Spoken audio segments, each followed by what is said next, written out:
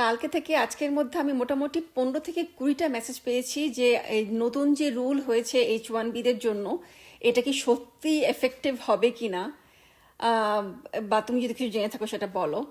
আসলে এফেক্টিভ হবে কি না যতক্ষণ না পর্যন্ত এফেক্টিভ হচ্ছে বলা যায় না, কারণ আই থিঙ্ক ওটা মনে হয় সেপ্টেম্বর 21 থেকে স্টার্ট হবে।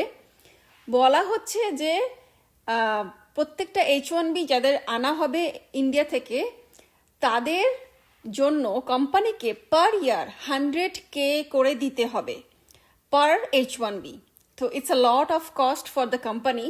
তাই যারা H1Bতে এখন আসবে তাদের স্যালারিটা অনেক বেশি হতে হবে।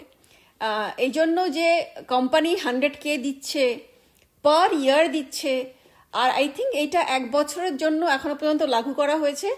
আর এই সেম রুল H4EADর জন্য। আম, তো যাই হোক, এখন যারা এখানে আগে আসতো স্টুডেন্টরা, যারা ওপিটি সিপিটি নিয়ে পড়াশোনা করে তারপর একটা চাকরি নিয়ে শিখে H1B করতো, তাদের জন্য মনে হচ্ছে ব্যাপারটা একটু কঠিন হতে পারে। এবং ট্রাভেলের কথা যারা জিজ্ঞেস করছো, দেখো স্ট্যাম্পিংয়ে তো সবসময় একটা ভয় থাকে।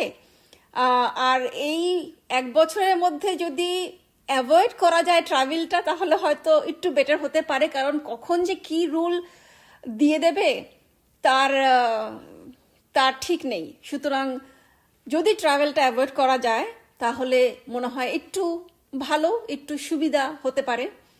বাকি দেখা যাক কি হয়, কত রুলসই তো আসে, কত রুলসই তো চেঞ্জ হয়। যতক্ষণ না পর্যন্ত অ্যাকচুয়ালি হচ্ছে বলাটা খুব মুশকিল।